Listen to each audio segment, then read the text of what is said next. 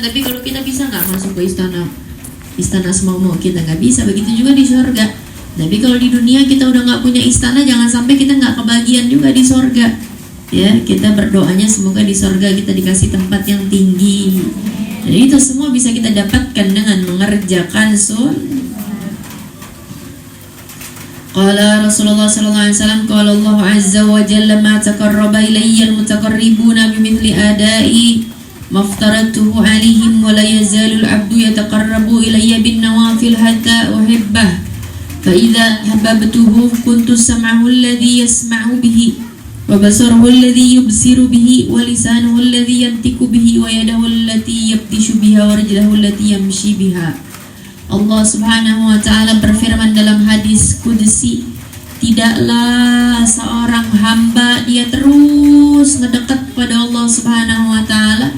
Bagaimana caranya seorang hamba ngedekat kepada Allah? Dengan mengerjakan salat fardu, dengan mengerjakan semua yang fardu-fardu, ya.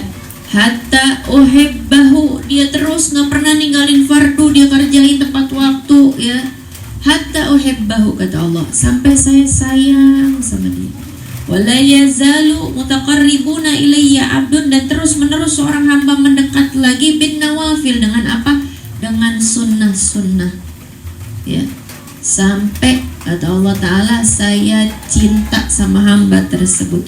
Fa idza ahbabtuhu, kalau saya udah sayang sama hamba tersebut, ya, kuntu sam'ahu alladhi yasma'u bihi, saya adalah telinganya yang dia pakai buat ngedengar.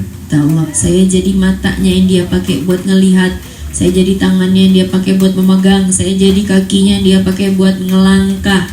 Jadi kalau kita ngelihat ada hambanya Allah terpampang jelas di depan matanya dia hal-hal yang haram, tapi dia nggak mau, dia lebih memilih menoleh. Kenapa? Dia bisa menahan hawa nafsunya, ya.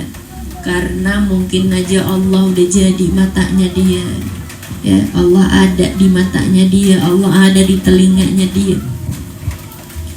Kata Sayyidil Habib Umar bin Hafidh waktu kunjungan ke Indonesia, Habib Umar bilang, beruntung banget orang-orang Indonesia tuh, beruntung. Kenapa? Karena tiap-tiap dia jalan di jalanan ada orang yang buka aurat, dia berpaling, pahala buat dia. Tiap ada orang perempuan laki-laki jalan bukan mahram, dia berpaling, dia ngeliatin, pahala buat dia. Maka kalau dia selalu berpaling aja kerjaannya seharian dari yang gak boleh dia lihat, udah seharian pahala semua catatannya dia, ya. Berapa banyak, kata Habib Umar, orang cuma dari menoleh aja dari pandangannya dia bisa jadi wali, dia bisa jadi orang yang dekat di sisi Allah cuma dengan amal begitu. Itu kata pandangannya orang soleh. Orang soleh bilang beruntung ya, tinggal di Indonesia, kalau ngelihat yang haram tinggal melengos. Kita mah kagak melengos. Sekali nggak sengaja, kedua rezeki, ya.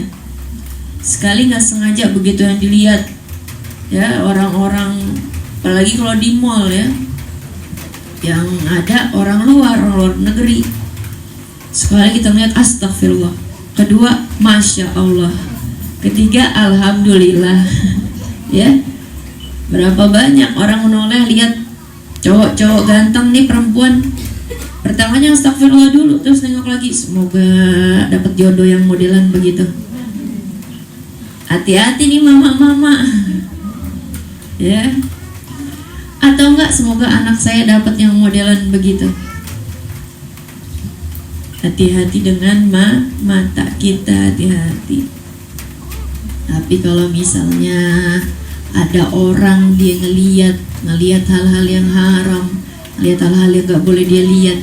Sekarang gak mesti ke mall kok, gak mesti keluar, orang di rumah aja banyak ditayangin tayangan-tayangan yang haram.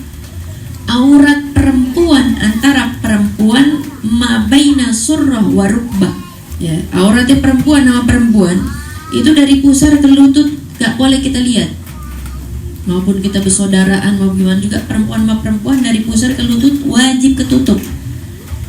Sekarang kita buka handphone, muncul iklan-iklan perempuan-perempuan bajunya, ya, nggak nutup auratnya. Nggak usah kita keluar rumah, kita mau nyetel Gosida aja di YouTube ada iklannya dulu, ya nggak?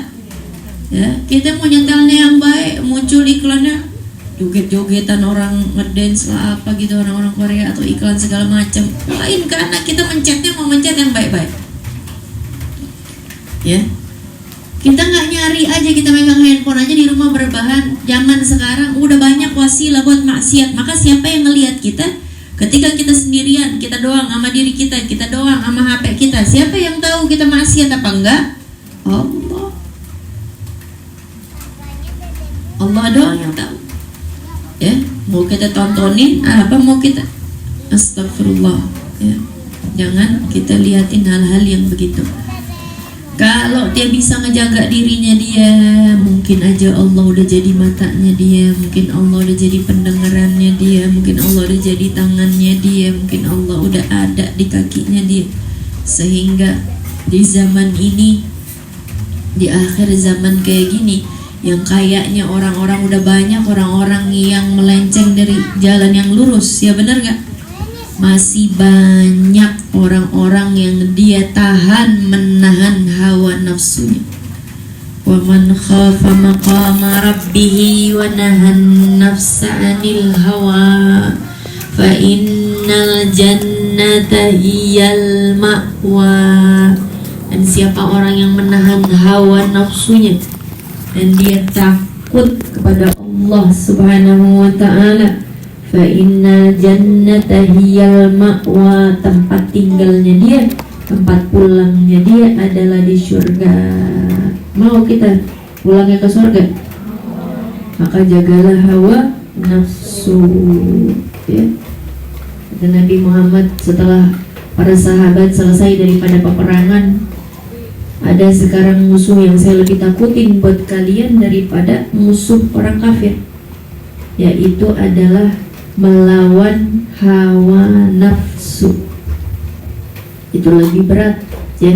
Maka kalau orang mendekat kepada Allah dengan dia mengerjakan fardu, dengan dia mengerjakan sunnah, maka anggota tubuhnya dia jadi menikmati hal-hal yang taat, menolak hal-hal yang berbau dengan maksiat. Itu udah terbawa dalam dirinya dia. Makanya kalau kita ngelihat ya, hubaba-hubaba yang datang ke Indonesia, habib-habib, orang-orang alim, ya, guru-guru kita nih, orang-orang ulama-ulama, lihat deh kesehariannya ngapain. Lihat kesehariannya ngapain, ya.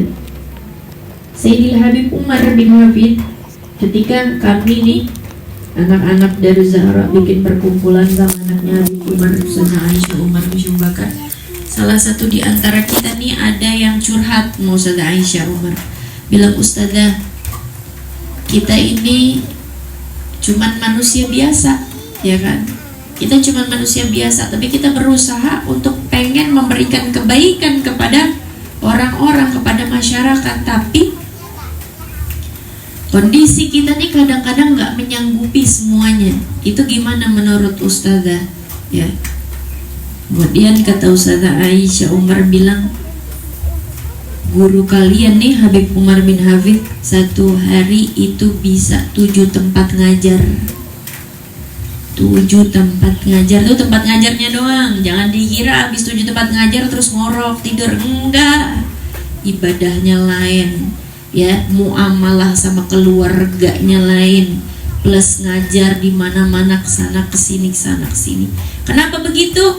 Karena hawa nafsunya orang-orang yang udah dia bersambung dengan Allah, Allah udah jadi dari matanya dia, pendengarannya dia, tangan kakinya dia, hawa nafsunya berubah. Jadi bukan pengen maksiat, tapi cintanya mahal taat. Kayaknya istirahatnya begitu. Ya.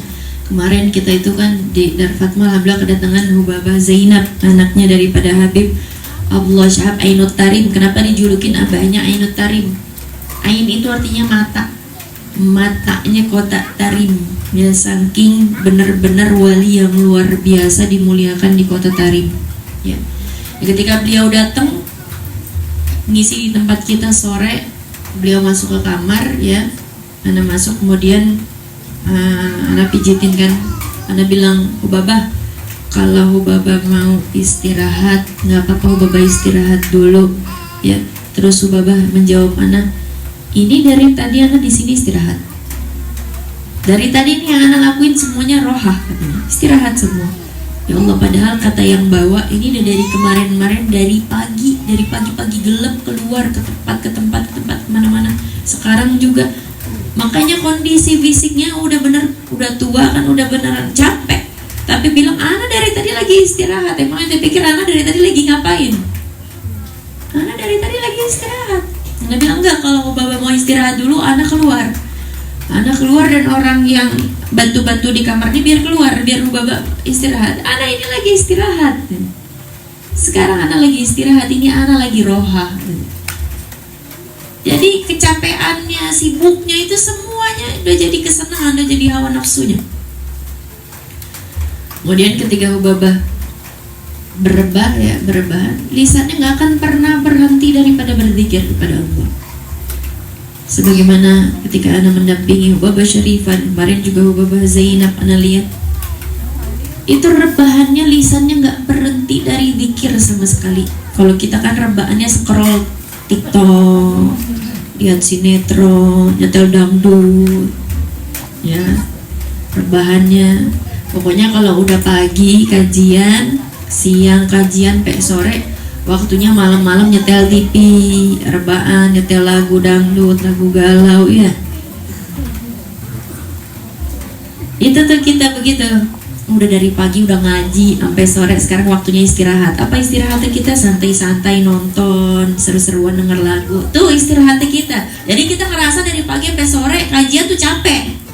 Ya, begitu kita istirahat, setel lagu, setel TV, sinetron, itu istirahat. Tapi bagi mereka istirahat itu adalah berada bersama Allah, itu rohah. Itu rohah, itu istirahat. Itu kesenangannya. Makanya orang-orang yang seperti itu adalah orang yang dia berhasil menyelesaikan fardunya sesuai dengan yang diperintahkan, dan dia juga menambah dengan sunnahnya. Maka kita semua yang di sini hadir ini belajar. Kita mau belajar jadi orang taat, ya, dengan kita mencontoh daripada orang-orang yang udah berhasil melalui kehidupannya untuk ketaatan. Nah, di sini Imam Ghazali ngasih tauin ke kita, ya, bahwa kalau Allah udah cinta sama seorang hamba, Allah akan jadi matanya, jadi telinganya, jadi tangannya, jadi kakinya. Sampai nggak ada lagi kayaknya celah buat maksiat atau buat langgar daripada apa yang Allah nggak suka, karena isinya hidupnya semuanya udah penuh ketaatan kepada Allah Subhanahu Wa Taala. Dilanjutkan oleh Imam Ghazali, walan tasila ayyuhat talib ila al-qiyam bi awamirillahi ta'ala illa bi muraqabati qalbika wa jawarihika fi lahadhatika wa anfasika min hina tumsi ila hina tusbih. Gimana sih caranya orang-orang soleh itu bisa kayak tadi, ya, kata Imam Ghazali, yaitu dengan kamu, ya, selalu merasa diawasi oleh Allah, bimuraqabatillah, ya, dengan perasaan muraqabah dari Allah, dari kamu melek sampai kamu merem, ya. Masalahnya kita ngerasa diawasi nama Allah kalau lagi di majelis doang. Kalau lagi di majelis siwakan, kalau lagi di majelis bismillah latahnya, nyampe rumah kutil loh, monyet ya, latahnya. Tapi kalau di majelis mah cakep, subhanallah, masya Allah, astagfirullah. Ya, kita ngerasa diawasinnya kalau lagi di majelis doang, padahal Allahnya itu 24 jam. Ada juga Allah ngawasin kita begitu kita lagi di rumah, begitu kita lagi aktivitas di rumah, itu dia lihat juga. Tapi kita ngerasanya, oh, kalau di majelis ini memang tempat taat, ya, tempatnya cakep. Udah begitu kita balik ke rumah udah jadi ke kehidupannya masing-masing. Hati-hati terhadap hawa nafsu kita sendiri. Fa'alam anna Allah tabaraka wa ta'ala muttali'un ala dhamirika wa musyrifun ala zahirika wa batinika wa muhitun bi jami'i khataratika wa lahadhatika wa khatawatika wa sa'iri sakanatika wa harakatika wa annaka fi mukhalatatika wa khalawatika mutaraddidun baina yaday. Kata Imam Ghazali, ketahuilah bahwa Allah itu ngelihat kepada hati kita, ya. dan ngelihat zahir dan batin yang ada di diri kita, dan melihat seluruh pergerakan-pergerakan kita. Dan ketika kita lagi rame-rame ataupun kita lagi sendirian, sesungguhnya Allah Subhanahu wa Ta'ala selalu mengawasi kita. Kalau misal nih di rumah kita ada CCTV-nya nyambung ke handphonenya guru kita, kiranya berani nggak kita mukhalafah dari perkara-perkaranya Allah? Ya, misalnya guru ente CCTV-nya di rumah nyambung nih ke HP-nya guru ente, berani nggak macem-macem di rumah? Enggak, YouTube juga jadinya bisa sabian yang disetel, ya, gosidahan, setel Quran, ya kan? Kayak anak kalau lagi mau ada kajian dijemput sama orang pakai mobil, yang pertama nggak sengaja kesetel bekas tadi dia nyetel kan, jeng, dimatiin, diganti Quran, udah sepanjang jalanan Quran, ya, disetel. Begitu juga kalau misalnya perilaku kita nih diliatin sama orang yang kita hormati, malu nggak kita? Malu kan? Tapi kenapa kita malu sama manusia, kita nggak malu sama Allah ya? Susahnya itu kita malu sama Allah. Kalau kita lagi sendiri, kita lagi ngapain tuh kita nggak malu ya kalau kita maksiat. Kalau Allah tuh ngeliatin kita, Allah tuh ngawasin kita, Allah tuh ngeliat dia pergerakannya kita, dan semuanya itu diawasin oleh Allah Subhanahu wa Ta'ala. Makanya ketika seorang hamba bermaksiat,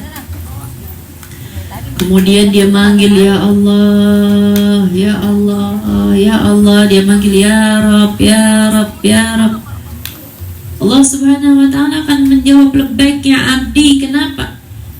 Ya Allah, saya minta ampun ya Allah. Jadi Allah Subhanahu wa Ta'ala berkata, bukankah engkau telah diberi makan, telah saya beri nikmat, telah saya beri pakaian, telah saya beri kemudahan, telah saya beri segala kebaikan, namun kau bermaksiat kepada saya tanpa malu? Tapi apa yang Allah lakuin? Meskipun kamu begitu, saya akan tetap memaafkanmu. Malaikatnya sampai, ya Allah, ini hamba, tiap-tiap habis minta maaf dia buat dosa lagi, dia minta maaf lagi, dia buat dosa lagi. Sampai kapan kayak gini kau maafin? Allah Subhanahu wa Ta'ala menjawab, selama dia merasa bahwa dia memiliki Tuhan yang Maha Pengampun, maka saya akan selalu maafin. Siapa lagi yang baik sama kita? Siapa lagi yang sayang sama kita sebegitunya? Siapa yang peduliin kita? Siapa yang kita panggil di saat keadaan-keadaan mendesak? Kalau beban keluar dari lidah kita, ya Allah, ya Allah, ya Allah. Coba kamu ingat-ingat kalau kamu keadaannya lagi kepepet, lagi mendesak, siapa yang kita panggil? Siapa yang kita sebut? Sama siapa kita minta pertolongan? Tapi kok berani kalau kita lagi lapang, kita lagi enak, hidup kita lagi tenang, kita pakai nikmatnya buat maksiat, buat kebantuin kita maksiat. Maka kita gak akan bisa, sampai kapanpun gak akan pernah bisa jadi orang taat, sampai kita ngerasa bahwa Allah selalu melihatin kamu apapun yang kamu lakukan. Ya, bimuraqabah, dengan selalu merasa kita diawasin sama Allah.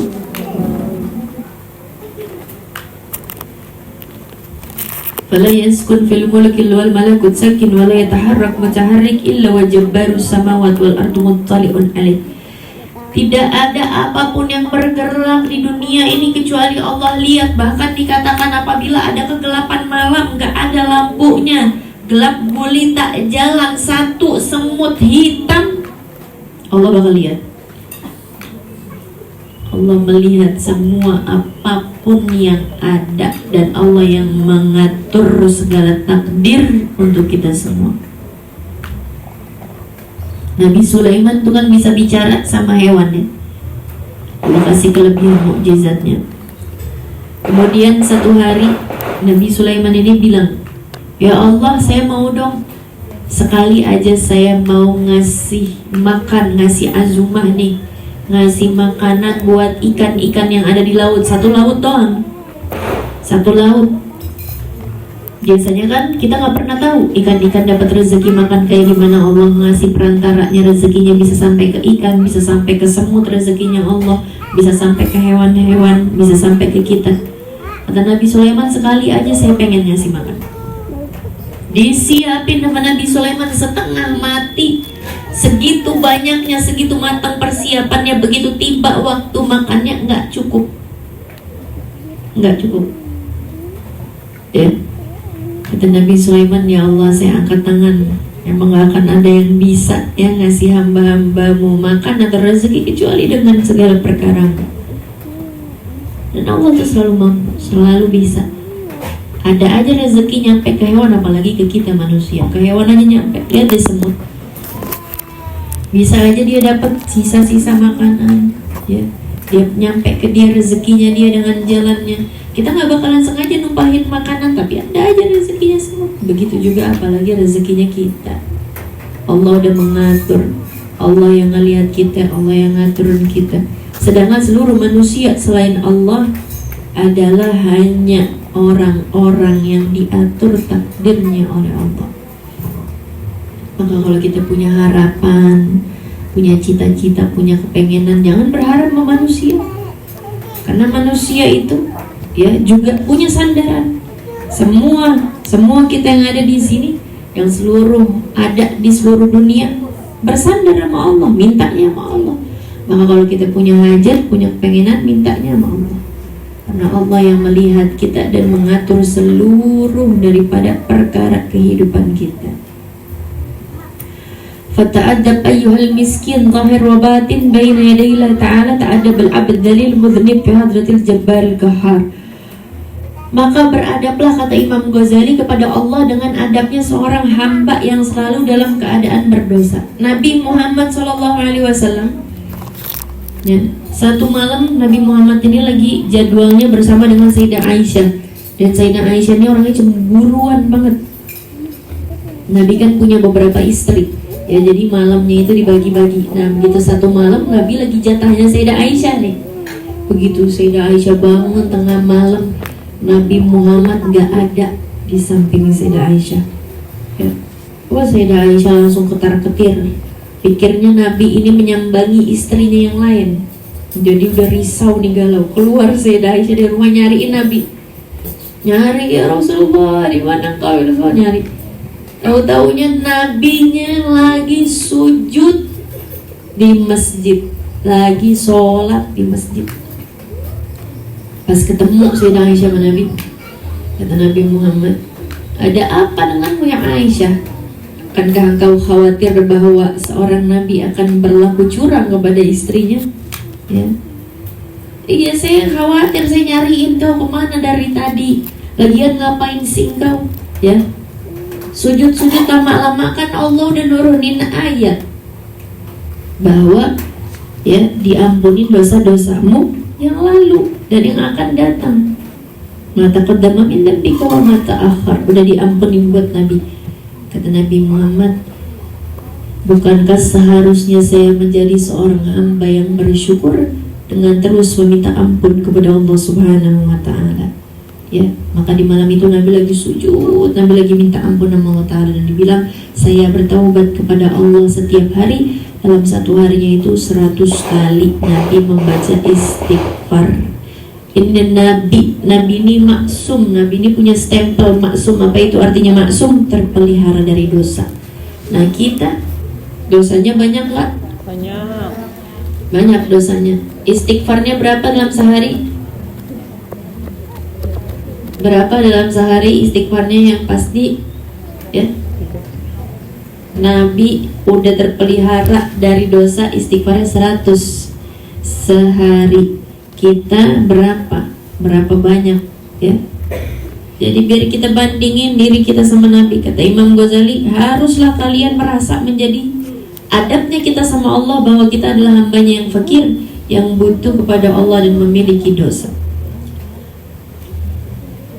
Wajtahid an la yaraka maulaka haitsu nahaka wa la yafkidaka haitsu amaraka wa lan taqdir ala dhalik illa bi an tuwazzi'a awqataka wa turattib awradaka min sabahika ila masaika. Akan tetapi orang itu gak akan nyampe kepada derajat itu kecuali dengan dia bikin waktunya itu tertib ya. Jadi setiap orang itu harus punya jadwal harian, kata Imam Ghazali. Pagi kamu ngapain, siang kamu ngapain.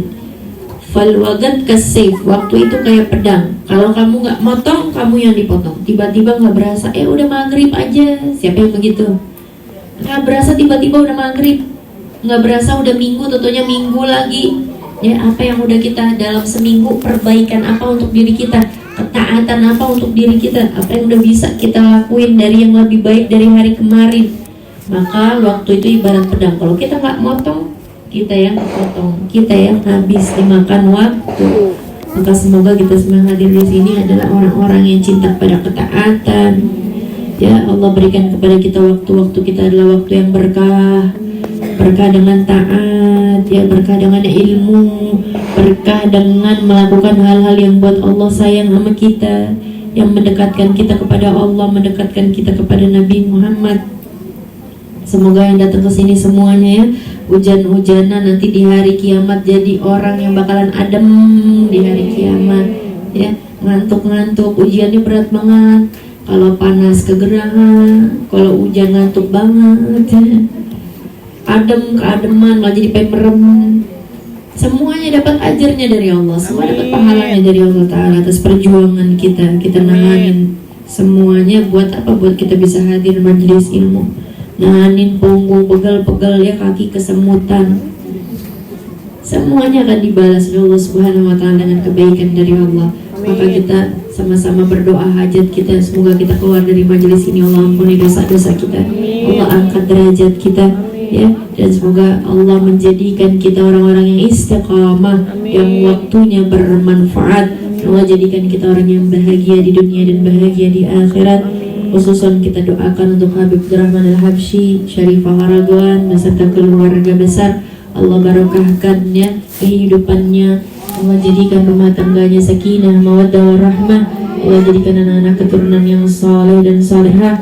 Allah kabul segala hajat, dan juga majelis ta'lim ini semoga berkah, semoga semakin besar memberikan manfaat untuk umat Nabi Muhammad.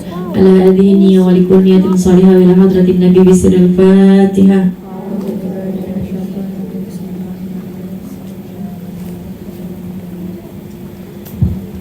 Kita tutup acara kita dengan pembacaan doa Maulid Nabi Muhammad sallallahu alaihi wasallam. Bismillahirrahmanirrahim. Alhamdulillahirabbil alamin. Allahumma salli wa sallim ala sayyidina Muhammad wa ala ali sayyidina Muhammad. Wa laqad ashartu lana diman asafuhu tuhiyal quluba tuhijul asjana. Wallahu qadana alayhi fama yusawi al-qawlu minna wa yakunu thanana. Lakin hubban fis sarair qad ja'a li madihi safwati rabbina wa hadana. Wa imtazajna bil mawaddati هنا نرفع أيدي فقرنا ورجانا للواحد الأحد العلي إلهنا متوسلين بمن إليه دعانا وختاره وحبيبه وصفيه زين الوجود به الإله حبانا. يا ربنا يا ربنا يا ربنا بالمصطفى قبلنا جب دعوانا. أنت لنا يا ذخرنا في هذه الدنيا وفي أخرانا.